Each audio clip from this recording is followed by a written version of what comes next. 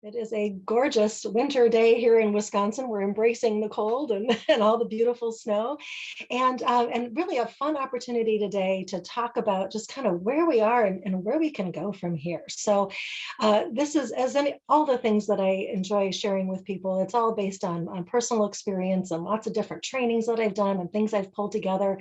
It's kind of funny going back to my reporting days where I would gather information and then share it with people. And I kind of feel like I'm doing that in a way with some of the work that I'm doing these days with health and wellness and the energy side of things, because it's really a fascinating and growing area and one that I'm excited to bring to you today. So I know you probably signed up for this class because you resonated somehow with that title of feeling stuck.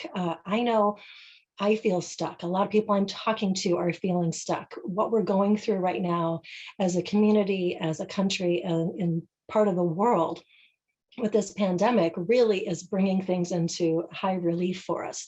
And so it's a great opportunity. We can look at it on the positive side of how to shift and move. So part of the understanding of how to get unstuck is to develop this awareness of where we have the resistance, right? So you think of yourself feeling stuck. Just get in your body for a minute and that feeling of, oh, I'm stuck in mud, I'm stuck in whatever it happens to be.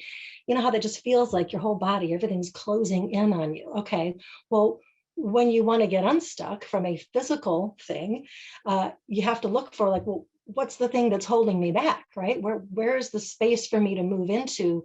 What is the piece that's holding on to me? My arm is really stuck in the mud over here, but this arm is more free. Okay, I'm going to use this one to grab for the tree branch.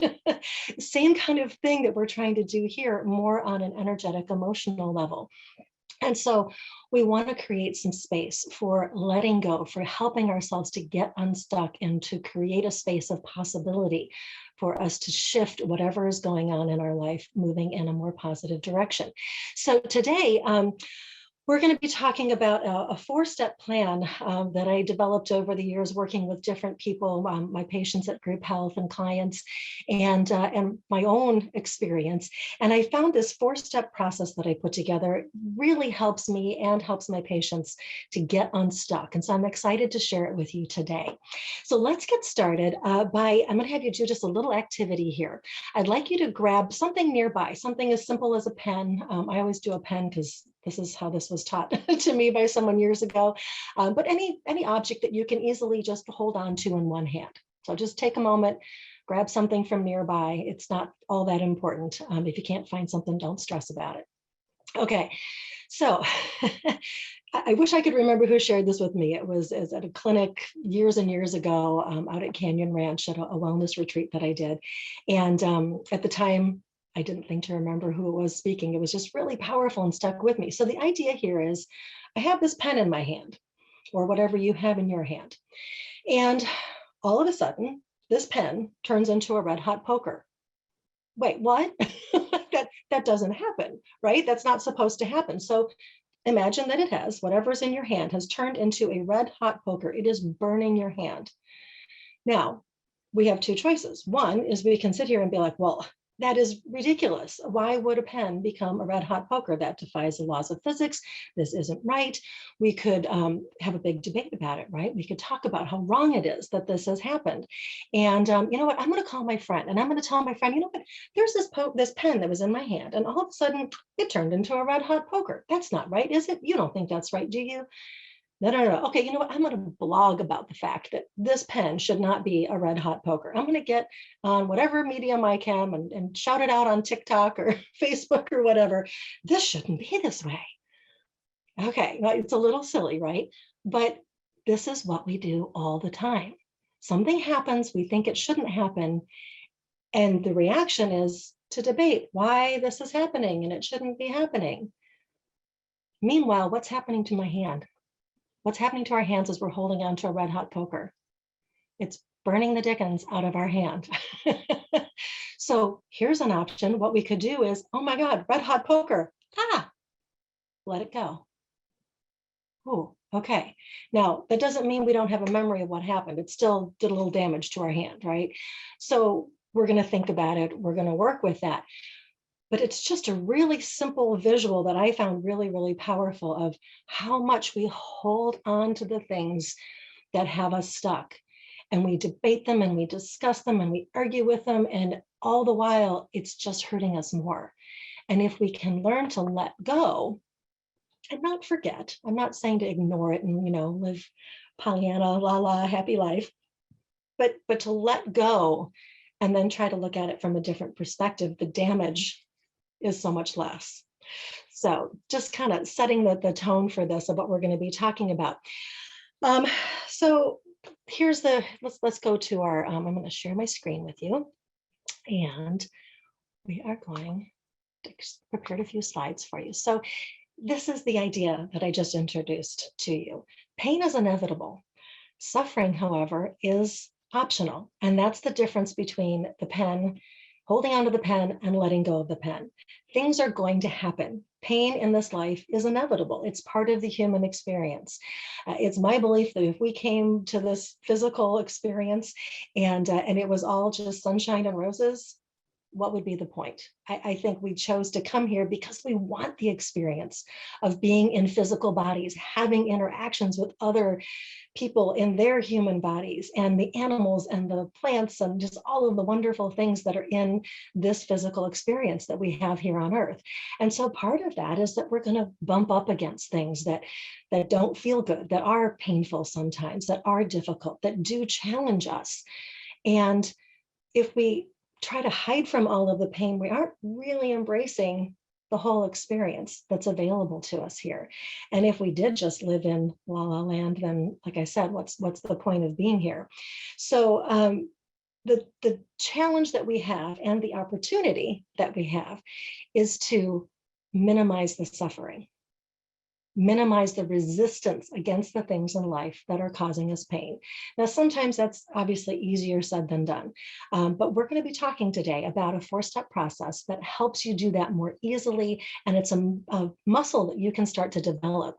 That it doesn't make life, totally smooth sailing, but it helps you weather the storms of life, whether they're the little waves or the big crashing waves that come through. There's another little statement here that I like, or a quote that I want to share with you. I don't know if anybody's read Viktor Frankl's Man's Search for Meaning, but he said, between stimulus and response, there's a space. And in that space is our power to choose our response. And in our response lies our growth and our freedom. I think that's just a really powerful, powerful quote. And I don't know if any of you have read this particular book. It is very harrowing. Viktor Frankl is someone who survived the Holocaust.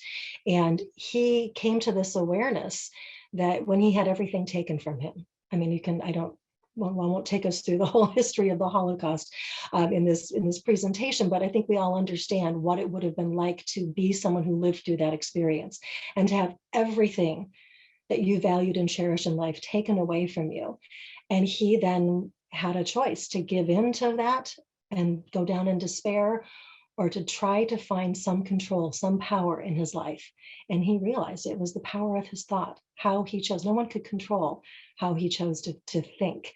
And so this idea of there's a stimulus and there's a response.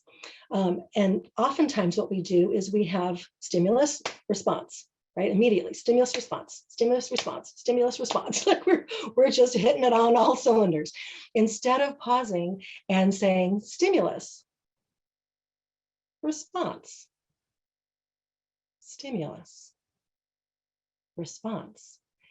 Much calmer, much less jarring. And it's a practice. I've been doing this for years, and there are still times that I run into something that triggers something, and all of a sudden I'm like, and run up against it. And then I give myself grace and say, you know what? I'm human. These things happen. I know there's a better way. Let me try to step back and work through that.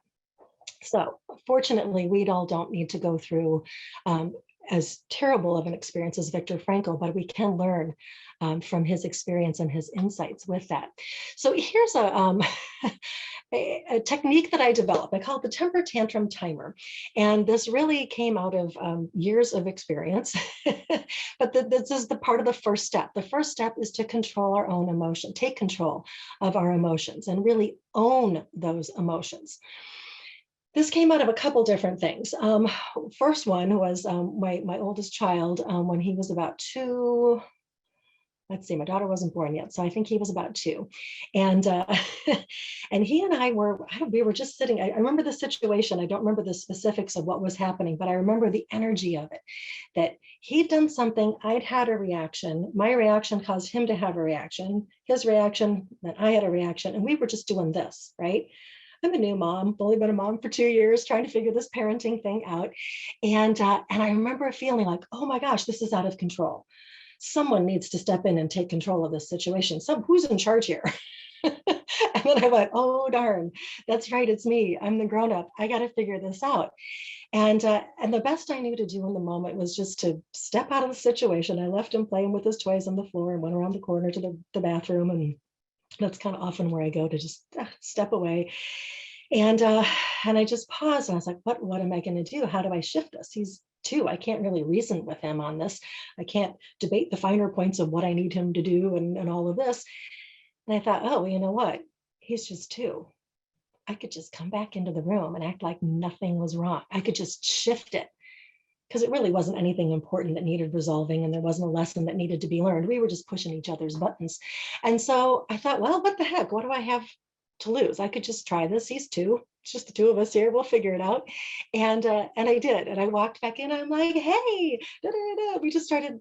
I just completely changed the energy of how I was interacting with him, left behind whatever upset there was, and we were fine the rest of the day.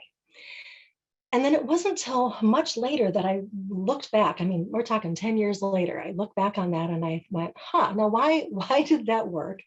How could I apply that now? And a lot of it was just thinking that, maybe I could do this with adults as well as kids, with myself as an adult. But the other piece of it, though, was not wanting to let go of the emotion, because I understand that it's not helpful to just tamp down the emotion, right? In that particular situation, there really wasn't an underlying major issue. We were both just kind of having a day. But when there really is a problem, it doesn't help to paper over it or push it down or send it away. You do need to deal with the fact that you're having an emotional reaction to something. And so I started to think about how do I play with that, and developed this technique that I call the Tempertantrum Timer, sort of tongue in cheek, because it takes me back to that time of working with my son where we were both kind of having temper tantrums about stuff. And also I find makes it more, I take myself less seriously when I think about, okay, I'm just going to take care of that little inner child part of me that wants to pitch a fit right now and allow it to do so. And so I will set a timer, just throw a timer on my phone, and I'll ask myself, how long do I want to be upset about this? I have a right to be upset. My emotions are valid. How long am I going to give them? And it's different every time. Sometimes it's like, I am really ticked off and we're going for an hour. Sometimes it's like, I just need 10 minutes to really feel this. And then we can reassess. And I give myself full permission to feel whatever I'm feeling.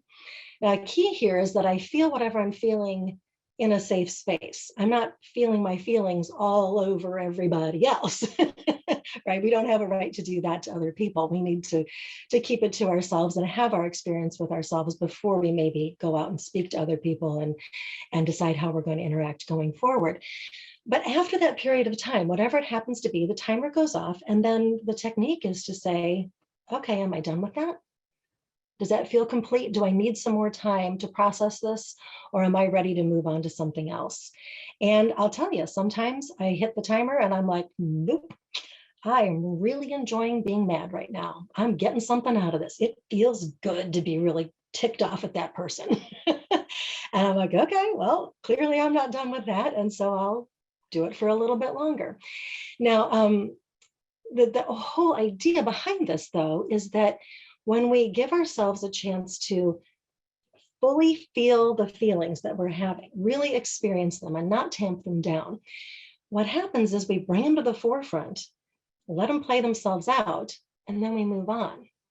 Instead of what we typically do, and what I had done in the past, is we have a feeling, try to tamp it down because I shouldn't feel that way. And then that's where we're stuck. That's that feeling of stuck. Then we're moving around through life for the next 3 hours, the next 3 days, the next 3 weeks. And we don't really realize that this place that we're stuck, this thing we're upset about, is running the show. It's running the show from the background, but it's running the show because we haven't given it enough airtime. Let it run its course and then come back to some rational thinking and how do I want to work with this and really show up in the rest of my life. So that's step one. We got to take control of our reactions, of our emotions, and really own them. Sometimes we can't do that in the moment. Sometimes we need to give ourselves space to do it later, but this is the general idea. Okay, so step one, we're going to have a temper tantrum timer, take control, own our emotions. And then once you've decided, okay, I'm done with this, I'm done with it. Now you have that space, right, between stimulus and response. You've created that space where you can say, how do I want to respond to this? Where do I want to put my energy moving forward? I put my energy into being really upset, sad, angry, whatever it happened to be. That's kind of run its course. Now, where do I want to put my energies? Okay, well, we've gotten really clear on what we don't want because we just had a temper tantrum about it, didn't we? We're really clear on this thing we don't want and we don't like.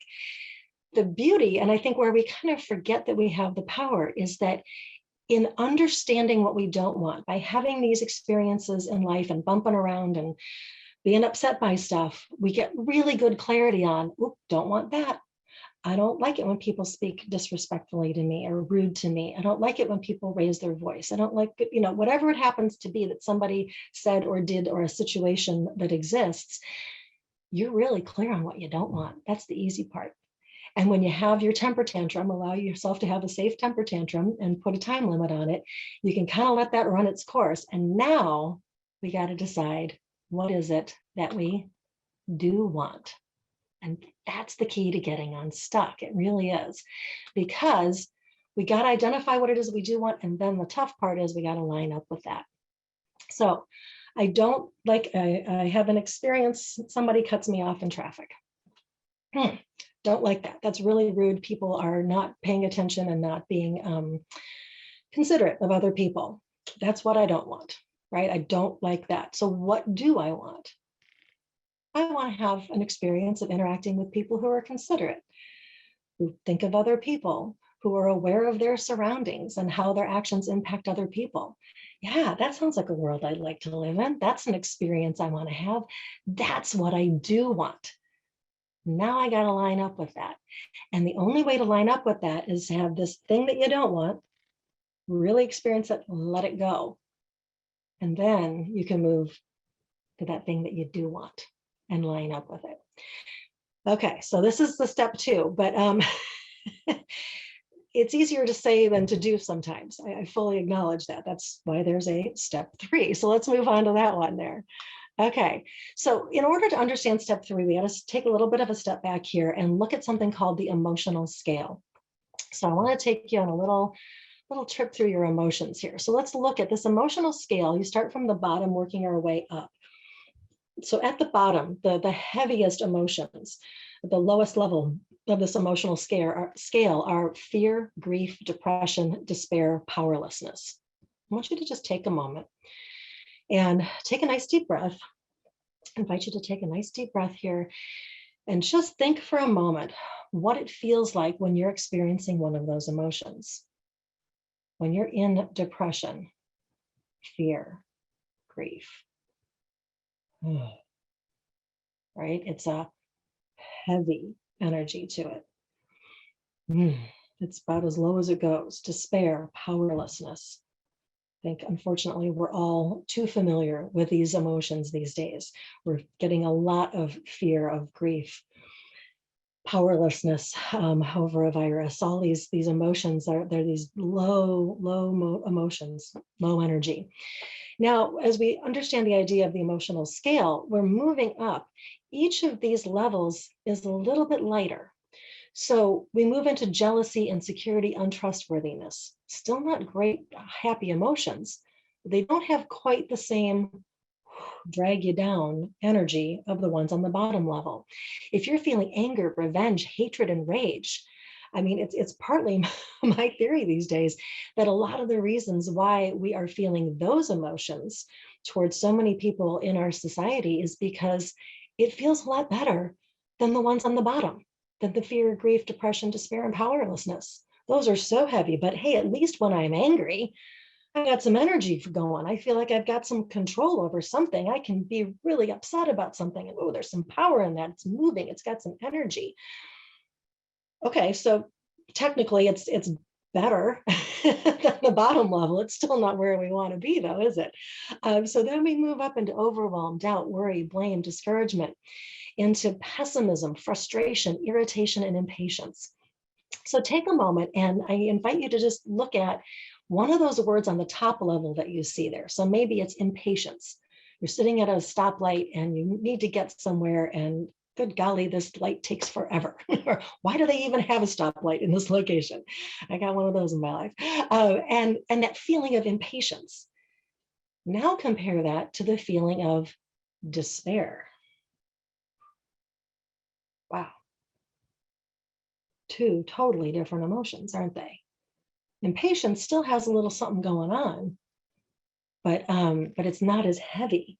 You take impatience and you go down to anger. I can be really angry at that dumb red light that they have on that street near my house that I don't understand why it's there. Some days I'm really angry about that light. It's a clue to me something else is going on and I need to pay attention. Versus some days when I'm just impatient. I'm like, ah, this dumb light again. Ah, right?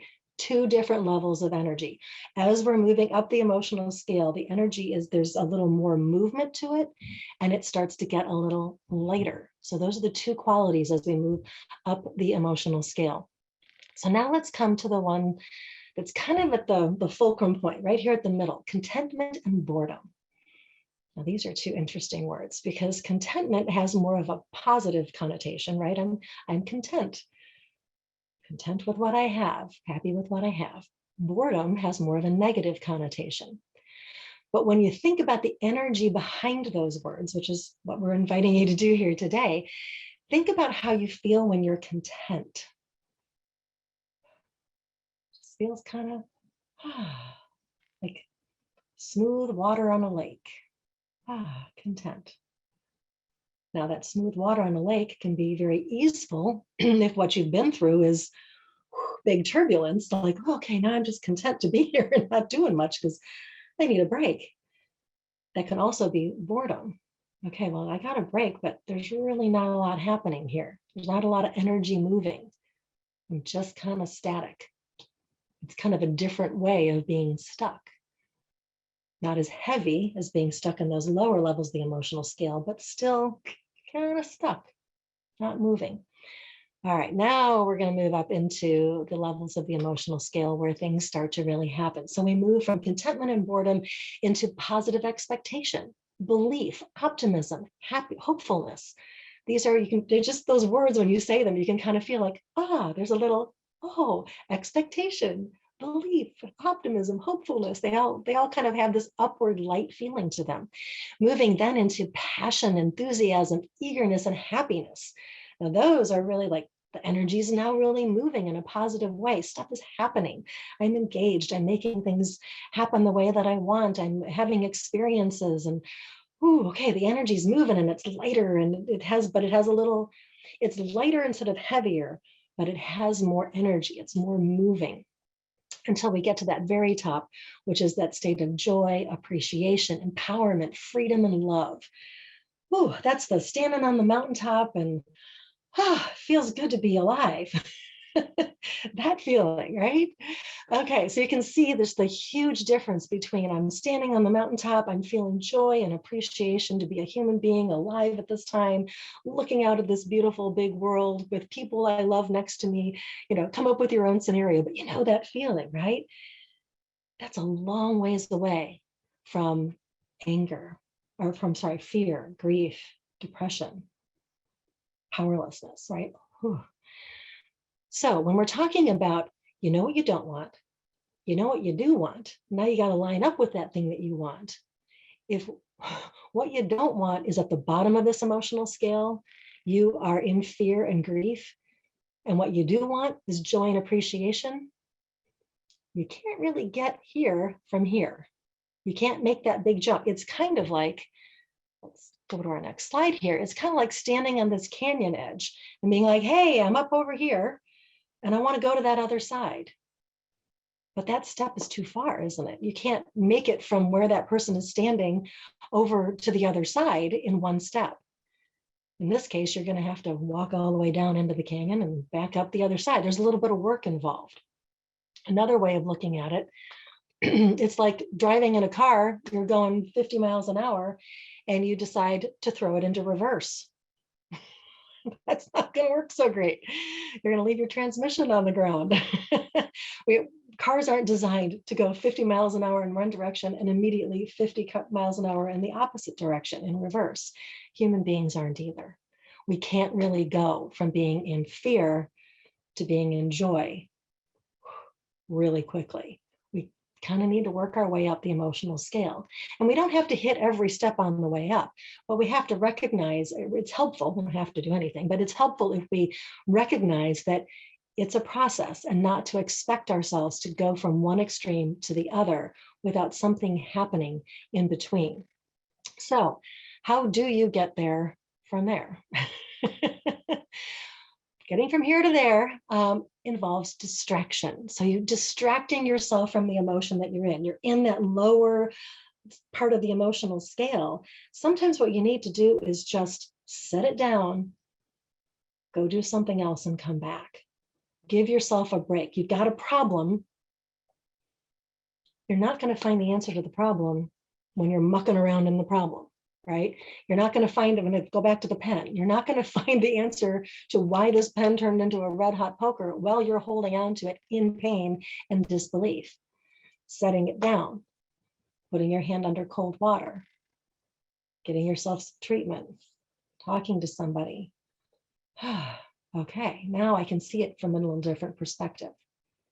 That's what we're trying to do. So we have a little poll for you today, and I'd like to see what are some of the ways that you might be able to distract yourself from your problems and shift your emotions. And there are some I'll just give you some ideas here on our poll. Misty will put it up for us, and we'll see these are some ways that I have found to be helpful. You can pick more than one. I just kind of like curious as to what people might enjoy. So when you're dealing with a problem and you want to distract yourself from the problem so that you can create a space between that stimulus and that response, going for a walk or a run or a bike, moving your body, spending time with a pet, listening to music, dancing, being out in nature, reading a book, listening to music earlier, or working on a hobby or project.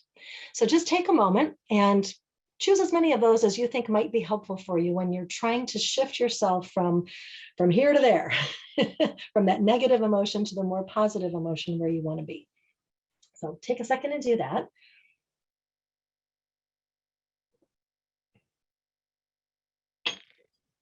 All right. And when we're ready here, I'll leave it up to Misty when we're ready and we can see what the results are. What do you guys like to do to distract yourself?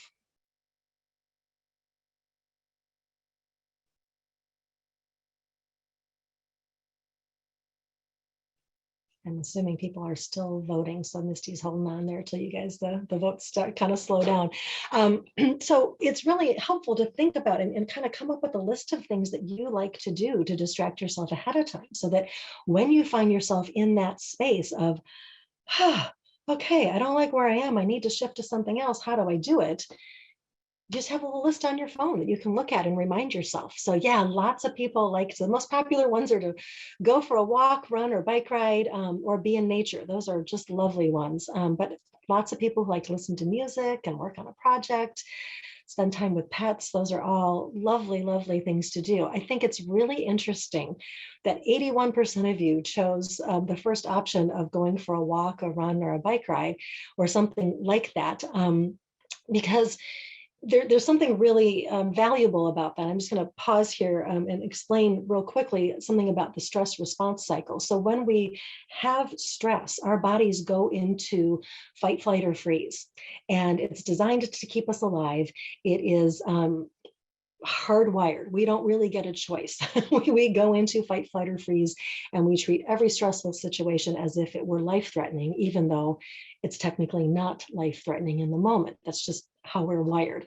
I teach a whole class on that. So we won't go into that here. But the idea and the reason why this number one choice of going for a walk, run, or bike is so important is because when you have that fight, flight, or freeze response and you feel like you are threatened, our body's response, we go through all of these physiological changes to prepare us to defend ourselves, to keep ourselves alive. And if we don't fight or flight, right, we don't punch someone and we don't run away, because those aren't two very good options and to deal with modern stressors, what we typically do is we go into freeze. And then we don't use all of the hormones and the tight muscles and all of the things that are all geared up for a fight. We don't use them. And so then it all just kind of stays in our body and it contributes to us feeling really stuck. But when we have that fight, flight, or freeze response, we are triggered. We have that stimulus and we distract ourselves by going and doing something physical.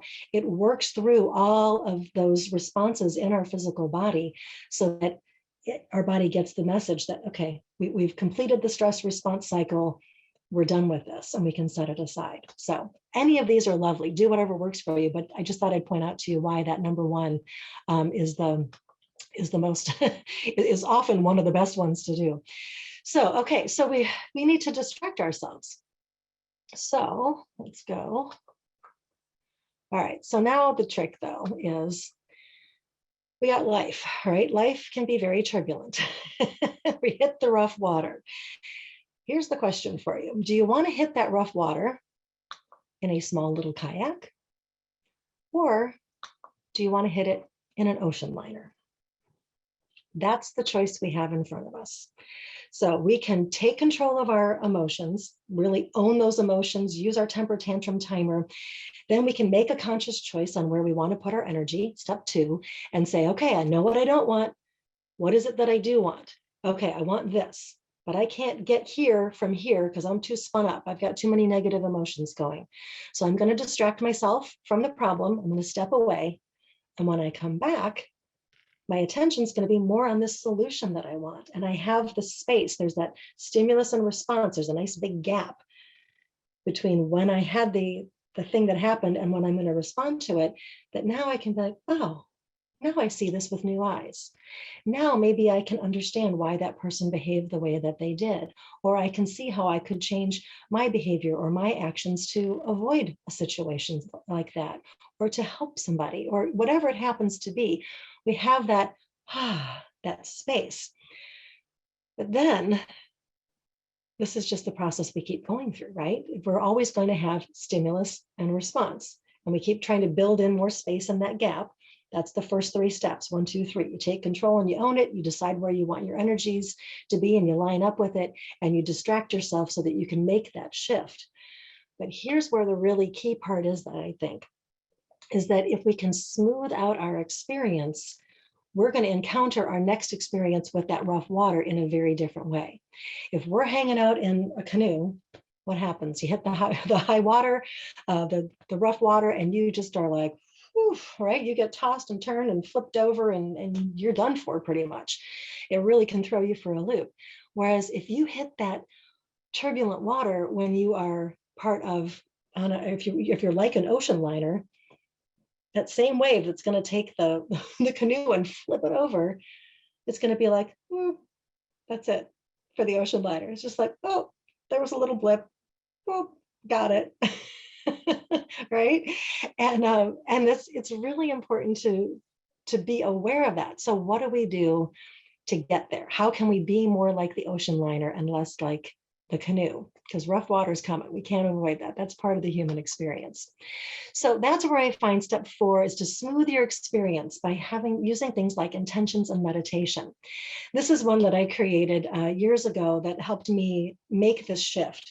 So before I go to bed at night, the last thing I do before I lose consciousness and fall asleep is to say this to myself in my mind. In appreciation, I close my eyes. In appreciation, I will arise. While my mind and body get their rest, I align with my source who knows me best. I let go of resistance that gets in my way, and I revel in the gifts I've been given this day. And then I just try to go on a rampage of appreciation of all of the good things that happened in that day. And some days are hard. Some days, all I'm thankful for is the fact that I have a bed to sleep in and some nice flannel sheets in January in Wisconsin, right? And other days I've got more space to really be appreciating, and I can fall asleep before I even get halfway through my day, thinking of all the wonderful things. So let me walk you through the steps of this and give you kind of the intention behind them. So appreciation, right? That was at the top of the emotional scale. So I am trying to go to bed in a state of appreciation, high level, because where we set down our vibration at night is where we pick it up in the morning.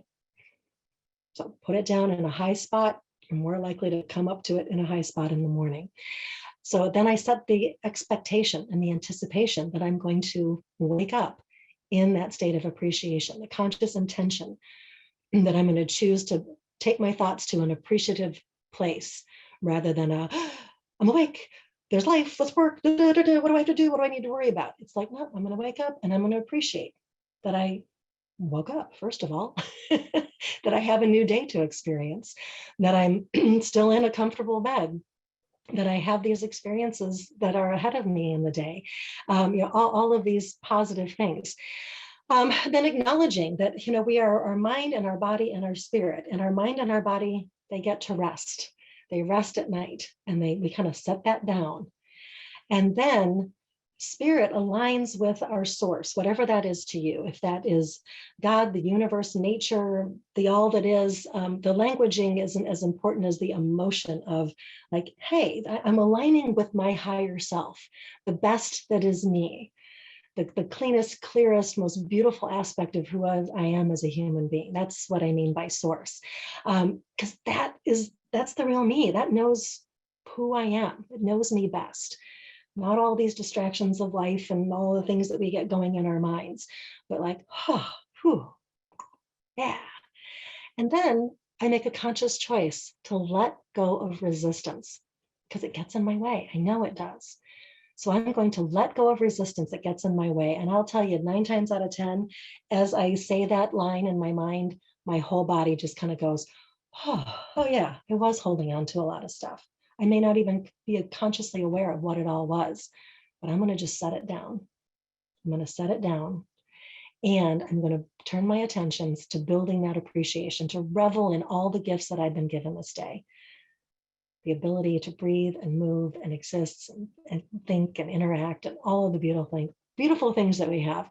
So then the next morning, and we start at night and then move to morning, because like I said, where you put away where you set down your vibration at night is where it's sitting there ready for you to pick it up in the morning, if you choose to do so.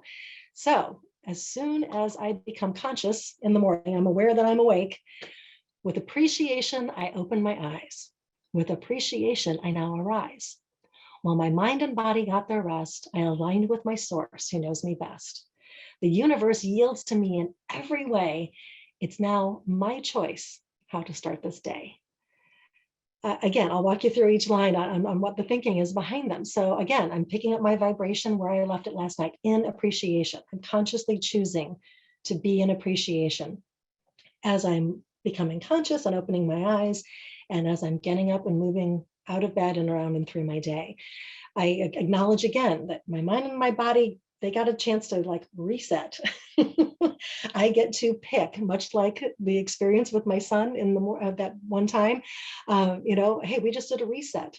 I just said, all right, I don't know, we're just working on each other. I'm going to come back in and just reset. And choosing a different way to be. And that's so much easier to do in the morning before anything has happened, right? Before you had a chance to escalate with anybody. So we've set down our mind and body and all of those thoughts and things that can get in the way. And we aligned with our source, the essence of who we are, our higher selves that knows who we are and what our intentions are and what we want to accomplish and get out of this life. And then just remembering that, hey, you know what? The universe is looking out for us. It's really all designed to work. The things that don't, that seem like they're in the way, maybe that's just a way for us to have an experience so that we can see and do something different. So trying to look at it like, hey, even when things feel like they aren't going right, they are always working out for me. It's just a matter of continuing to move through and looking at it from a slightly different perspective. So just sort of a positive expectation of, hey, things are working out, whether they feel like it or not, things are working out for me. And that I have some choice in it. It's my choice how to start my day. I get to choose. I get to pick how I want to feel.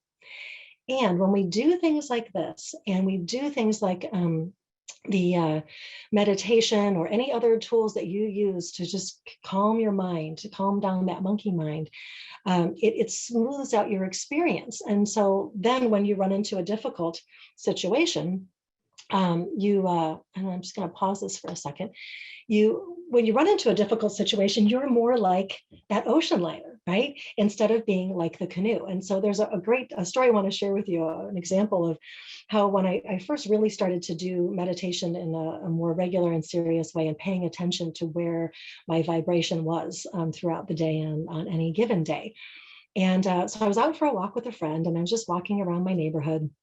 It was a spring day, one of the first spring days after a really cold winter.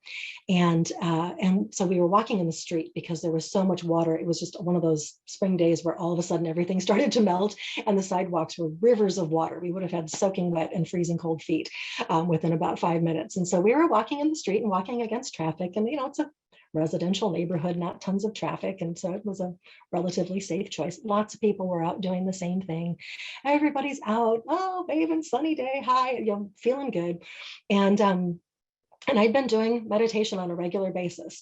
And so we're having this positive experience and we're chatting. We hadn't seen each other in a while, catching up. And all of a sudden, there's this minivan that comes and stops, I swear to you, like 3 or 4 feet in front of us, and like right in front of us. Not we're walking along and traffic comes and kind of goes around us. This is we are walking and this car comes and is like, right there. And you could just tell the energy was, you are in the street. This is my street. You shouldn't be here. Get out of my way. You could just tell this was this person's energy. And so I looked to the side and there were huge snowbank. There was no way when we had my friend's dog with us. And I'm like, we can't climb up and over this and into the watery sidewalk. And so I just kind of went like, sorry, could you go around, right? Like he was smiling and kind of like, oh, sorry, our bad, we're on the street, but there's a whole street there. And she pulls up next to us, rolls down the passenger side window, and starts with a string of expletives. Just, whoa. We were like, hi, okay. And I don't even remember what I said, if anything, but I remember having this feeling of this spark of anger in me. Like I was ready to like, oh, you want to go, lady? I'll go, right? Like I was kind of in that, oh, let's go. And it was just there. And then I was like, nah. And I just chose to let it go. And she peeled off and practically ran over my toes on the way away. And my friend and I just looked at each other like, what just happened? And I think I said something like, wow, she is really having a bad day. My goodness. And we just chuckled about it. And less than a block of walking, we were on to another topic. And it occurred to me later that before I got into the practice of regular mindfulness and meditation, she and I would have talked about that experience for the rest of our 40 minutes of walking. We would have been like, oh, I can't believe it. And we would have been all worked up about it. Or I would have listened to that little spark that wanted to, stimulus response, right? And I would have said some terrible, horrible things back to her. And who knows, it might have, hopefully she wouldn't have had a gun or something like that, but like, you never know, right? There are things that could happen. And it really struck me how using techniques like meditation and intentions can smooth out the water, right? So in that moment, and I'm going to take us back to our thing here, I was like an ocean liner instead of being like the canoe. And it was huge. It was really, really powerful.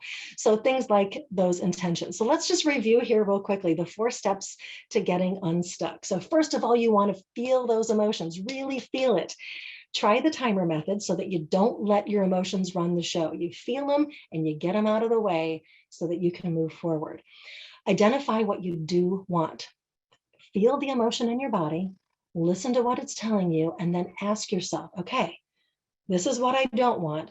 If this is what I don't want, what is it that I do want? And then step 3, line up with what you do want.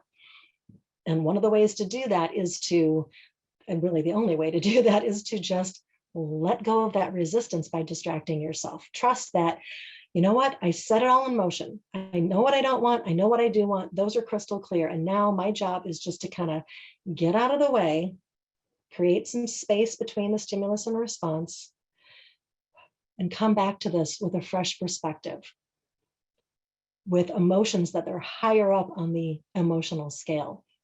And the 4th step, and one that I think is really, really key here, is to spend time in appreciation so you can build that resiliency. Use things like meditation and intentions so that you can have an experience, like I shared with you, walking out on the street on a spring snowy day of, wow, that really could have gone in a completely different direction.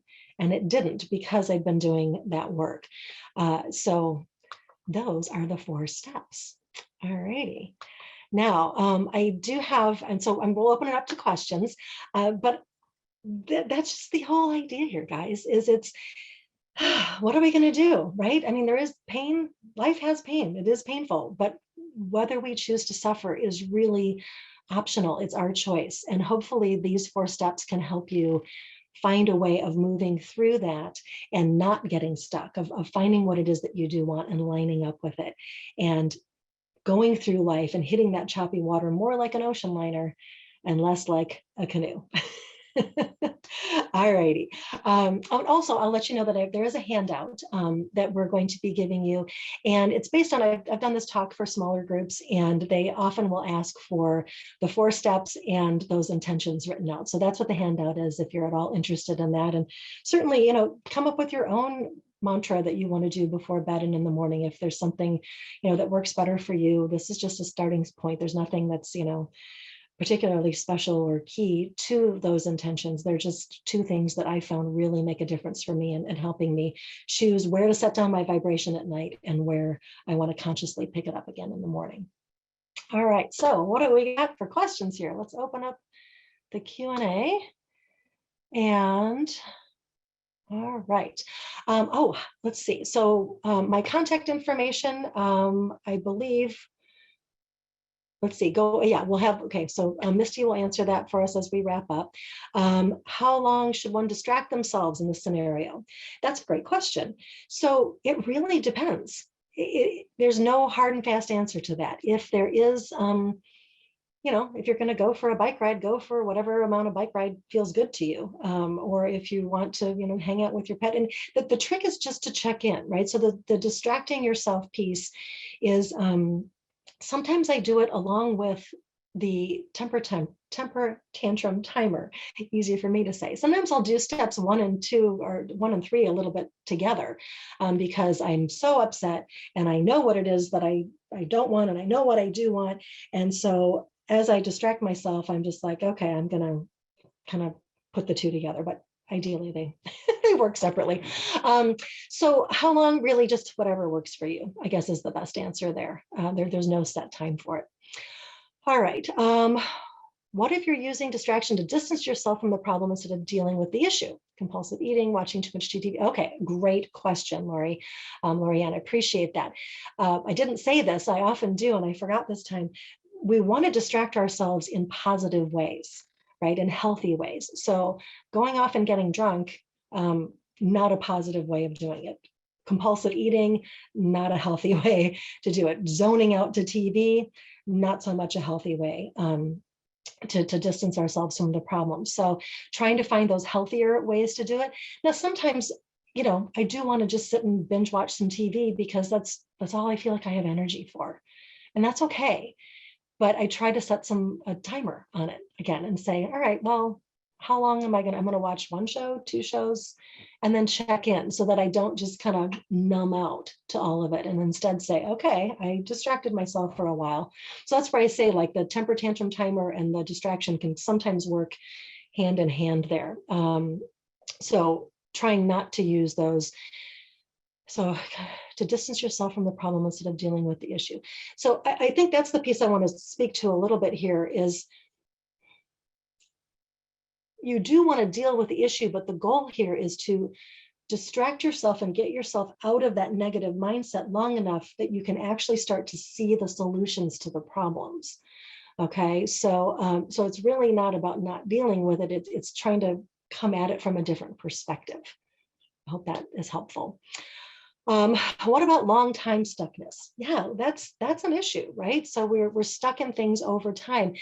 I would recommend starting with some smaller things that you notice rather than trying to tackle that big thing you feel stuck about.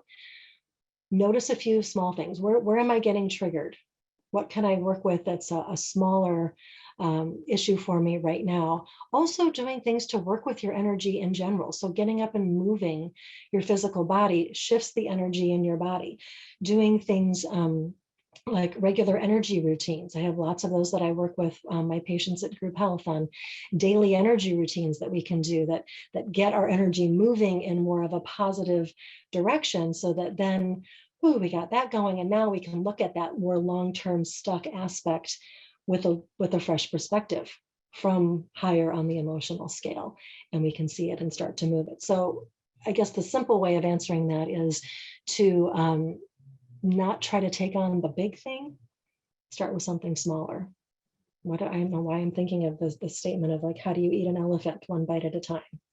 Kind of a weird thing to say, but that's what's popping into my brain. So I'm going to share it with you there, that just go with the small thing. Don't try to fix the whole problem at once. Can you put up the slide of appreciation before the one? I'm not sure which one. Oh, yeah, okay, yes, that's the one about going to bed with appreciation. I close my eyes. That one's going to be on the handout. So I won't put the slide back up, but it is in the handout and that will be available. Misty will explain that to you, okay? Temper tantrum timer. Yes, revisiting the temper tantrum timer. The idea is that when you are triggered, when you know you're upset, instead of blasting it out onto everybody else or tamping it down and not dealing with it, you instead allow yourself to experience the emotion, but you put a time frame on it so that it doesn't totally hijack your whole day, your whole week, your whole month, your whole life. You say, all right, I'm going to be angry and upset about this for 30 minutes, and then I'm going to check in and see how I feel. After 30 minutes, yep, feels like that kind of ran its course. I'm good. I'm ready to try to distract myself and see if I can shift things to a different place, or nope, I'm really just getting a charge out of being ticked off right now. And it's feeling, remember we talked about the emotional scale, how when you're angry, that feels good if you've been depressed, if you've been down, if you've been in fear, because there's a little more power to anger. There's a little more energy going on there. So you might need to really let yourself feel that and work that out until you're ready to move on. Take the timing and the order of the steps. Yes. Okay. So the question, sorry, can you talk a bit about timing and order of steps? For example, could we distract ourselves, step 3, and set a commitment to do steps 1 and 2 at a better time? Yeah. Totally. Great question. Because I realized as I was explaining this, I'm like, yeah, this is great in a vacuum, but a lot of times you're not just by yourself. You have to figure out how to cope with people in the moment. And so sometimes you do just have to distract yourself to get through it. But it's helpful, like you say, to make a commitment and say, all right, there's something going on here. So I can't deal with this right now, but I do know that I'm going to have some time later today. And so I'm going to set aside some time and really let myself fully feel this and have a temper tantrum about it. But I am going to set that timer so that it doesn't run forever. And then, keep working from there. All right. Do you have tips to interrupt disassociating? I do not. I am not a mental health professional, and I don't feel comfortable answering a question about that, but we do have lovely behavioral health professionals at Group Health, and I know lots of other places too. So I encourage you to speak to somebody in the field of behavioral health, formerly called mental health. And I'm not qualified to answer that one. Let's see. What if someone in your family is stuck and drags you into it? Yeah, that's a really great question. I've been in that situation. And you know what? Sometimes you have to limit your exposure to certain people when they are. I had to do this at one point with somebody in my family where loved the person to pieces, but was so negative all the time. And I was working so hard on trying to raise my own vibration and to be in more of appreciation more of the time. And every time I interacted with this person, I was like, ugh, it kept dragging me down. And so I just had to lovingly, like, I wasn't rude or didn't, announce that I wasn't going to hang out with them anymore. But I just kind of, kind of kept my distance for a little bit and really consciously worked on raising my vibration, on doing meditations and intentions and taking care of myself in that way so that when I interacted with this person, and this is exactly what happened, I came back and I was able to be that ocean liner. So this person would say something, and where before it would be like, oh, get me all worked up, and I'd be then, like the canoe flipping over in the waves, as the ocean liner. I'm like, huh, that's your experience, huh? And then I would just change the subject. I wouldn't even. I mean, it got to the point where I would not engage at all, and I didn't even care if it was obvious that I was changing the subject. I didn't want to talk about negative things anymore. So I just gave a loving smile and said, hey, what about the blah, blah, blah? And, what about the Packers? Well, that's not a good example after how they did this weekend, but you know what I mean? Okay, yeah. So sometimes you do have to just kind of distance yourself a little bit from it and really work to bolster yourself, to build up your emotions behind, or build up your resiliency, excuse me, so that you're not hijacked by your emotions and your reactions to other people. So that stimulus and response aren't smacking. You've got a little more space there. All right. How are we doing for time here? Oh, good. Okay. So how can you use the 4 steps to help children learn to do this? Yeah. So working with kids, it's interesting. When I first started doing the work that I do now and started doing a lot of personal development and that kind of work back, in the early aughts, my biggest question was like, okay, I got to figure this out so that I can explain it to my kids, so that I can make things better for them. And a very wise person, Rue Haas, a woman I worked with years ago, said, you know what, Wendy, the best thing that you can do is do your own thing and model it for the people in your life. So small kids, yeah, they're more suggestible. You can kind of, like, hey, let's do this, or what if we do that? But the best and the most powerful technique, I think, is living your life, modeling it for the people around you. And sometimes what I found with my kids was just putting words to what I was doing, right? Like, okay, you know what? I am really upset by what just happened, and I need to just go take a little time to myself because I don't trust myself not to be nice and not to say nice things. So I'm going to go and I'm just going to have a little temper tantrum by myself. And then I'd take off, and then they were a little bit older, and be able to come back. So I identify what it is. Like, boy, that is really, do not like that. That makes me think that, what I really do want is this. How can I make that happen for myself? So do a little more just sort of talking to yourself out loud rather than trying to explain it to them. And then, but plus you could just, explain all of it to them too. Every kid is different and every age is different. So hopefully that's helpful. I am happy to answer these other questions, but I know we are right up at the top. So why don't we let Misty wrap things up, and then we can come back and answer some of these other questions for those of you if you'd like to stick around, because I know people do need to get to things. Does that sound good, Misty? That sounds great. So just a reminder, there will be a handout that we will, and also a copy of this webinar that we will post on the Wellness Talks page of the Monona Terrace website. Rather than giving you the long web address to get there, the easiest way to do it is just Google Wellness Talks, Monona Terrace, and typically the first thing that pops up is that page. So, and I also can, you'll get an email tomorrow asking for your feedback about the program. If you want to ask me for that email, I can do that too. I can send it to you. You can ask for a request in that email, and I will definitely answer those for you. And if a question came up for Wendy after the fact, we all know that happens. You can put that question in there, and I will be sure to forward that to Wendy to answer for you. So with that said, thank you very much for joining us today. Please fill out the comment email like I just mentioned and give us your feedback. Your feedback is important to us and will help direct our programming moving forward.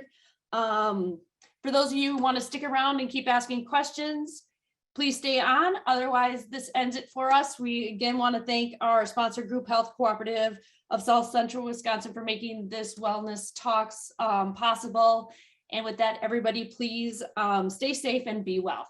Thank you. Okay, moving on to more questions. All right, thank you, Misty. Okay, Rob, you had a question. As someone who works with energy, do you have any recommendations for shielding? So let's see. I guess I'd like a little more information on that. You mean shielding from negative energies?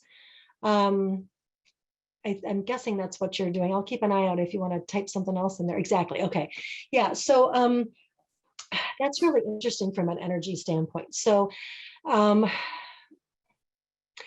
let me pause for a second here. So the idea of shielding, I think we need to be really careful when we think about this, because shielding can become resistance really quickly, right? Like, oh, I don't want that thing. And so you're pushing against the thing you don't want.